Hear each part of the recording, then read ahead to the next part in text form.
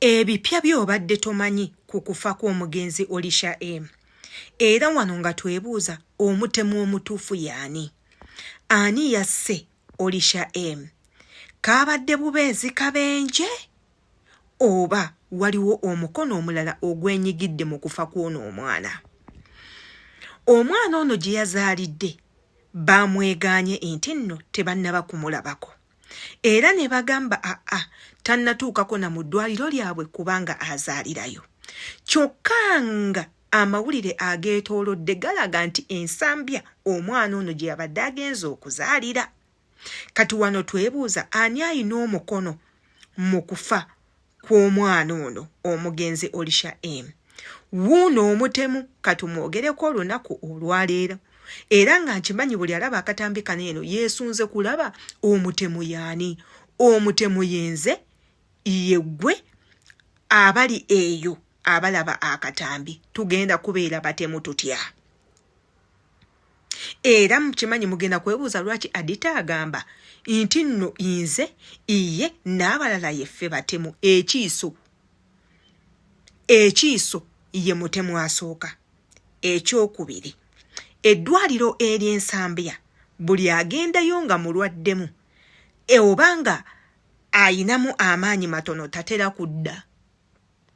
Naako mukawulirize bulungi. Subscribinga ku YouTube channel yange obutambi webuti imbuteekayo wuliriza. Nteekayo obutambi webuti gwe kyolina okukola subscribinga kwata ku kade nga buli video yonna gye nkuteerayo ekutuukako bulungi. Commentinga tumanye endowooza yo ku butambi nga bwebuti bwe mba ntaddeyo. Video ya leero tuli ku kufa kw'omugenzi Olisha M. Katonda amulamuze kisa yamaze dda okuziikibwa. Teekako n'omwana we omuto. Bannange kiruma era kirumira ddala. Wabula nga tetunnagenda wala kansooke mbateereyoko akatambi kamu mukawulirize ate era tukomewo. Okwogerako ne bannyinaze mwenna naddala bannyinaze basereebu aba social media, bannyinaze abayimbi, bannyinaze tuddeyo tujjukire nti okufuna olubuto kiba kyama. Era omukyala yadde nga omusajja alese ebintu ng'omwami ono eyafiiriddwako omukyala we yabireeta, tewaliiwo ku bantu bonna abaali mu kidaala, ku bantu bonna abaali ku mukolo ogwo abaamanya ddi omukyala ono lwe yafuna olubuto, kubanga kyali kyama. Ekyo baali bakyesigaliza bameka? Babiri. Njagala tukkirize olubuto bw'obeera olufunye lukweke. Abaleeta mateneti zino engoye ennene okuzambala baalina kye baali bategeeza nga kitegeeza kukuuma lubuto, kubanga ebigambo byatandise dda okuyitiŋŋana. Gundi ye yamusse, mujja we yakoze bw'ati, gundi ye yakoze bw'ati. Kati okwewala ebigambo ebyo byonna kweka olubuto lukweke, abantu bagende okululaba nga tebakyalina chance kukola kikyamu, kubanga wano mu Buganda tulina enjogera egamba nti ow'olubuto taloga. Kyokka tebagamba nti aloga ow'olubuto yeesiisa. N'olwekyo nga tonnaba kuwa mukisa abantu kwesiisa nga bakuloga, kkiriza okweke olubuto, okweke ekyama kya bbaawo. Sigamba nti baamuloze, naye kibi nnyo olw'ensonga nti olubuto lwa mwannyinaze lubadde lwatandika dda okulabika eri abantu nga ekiseera kyalwo eky'okuluzaala tekinnaba.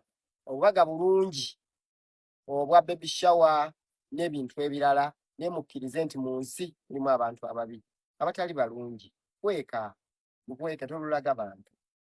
Waliyo n'abagamba nga bakamukebera mu sikaani ng'alina olubuto lw'abaana babiri n'agambirawo abantu, nina olubuto lw'abaana babiri. Bambi tokikola, ojja sanga akaseera akazibu. Abamu bakikoze ne bayitawo, naye omukisa gw'embwa teguyisa mbuzi mu malagala. Tokikola.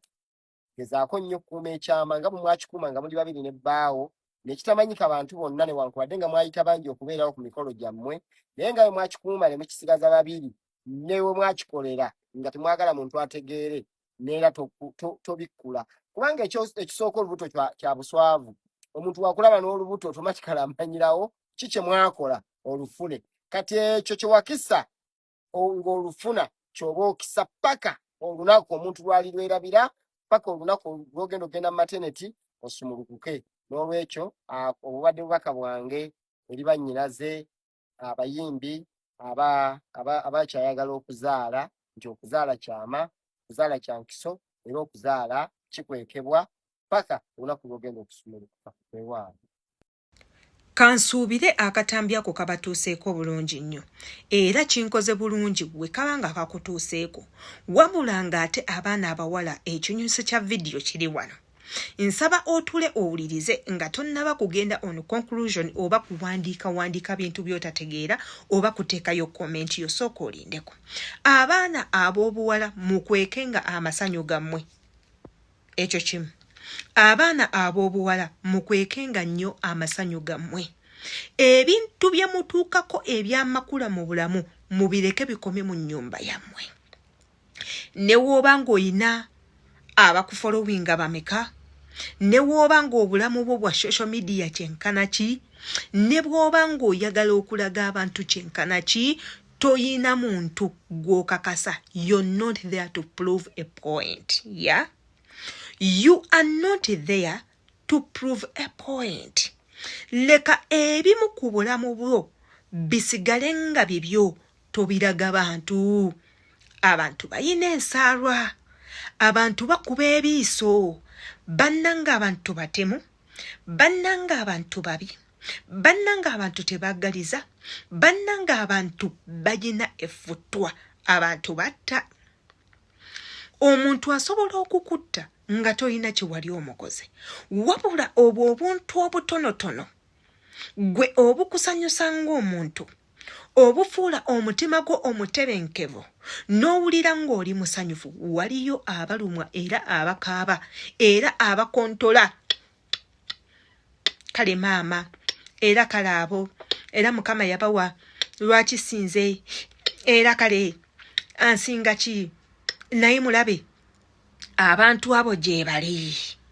Ate nga bangi mu nsi muneno mwe tubeera era mwe tuwangaalira. Mpuliriza abantu abo bano era kale oliraba ki era olikola otya era wano era wano.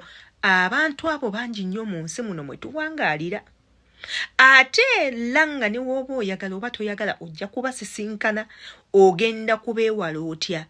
Tobawa budde bukumanya nnyo, tobawa budde buyingira mu bulamu bwo. Beewale nga obalaga ekyo gwe kyoyagala balabe. Iye tetuganye essanyu lyo matters, naye ebinaava mu ssanyu lyo gandiba amaziga, bwandiba obukyayi, kubanga si buli kintu kyonna gwe kyotuukako nti buli muntu yali akituuseeko. Si buli ssanyu lyofuna nti omuntu omulala alifuna. Mulimu abayaayaanira okubeera mu kifo kyo. Mpuliriza, mulimu abayaayaanira okubeera mu kifo kyo.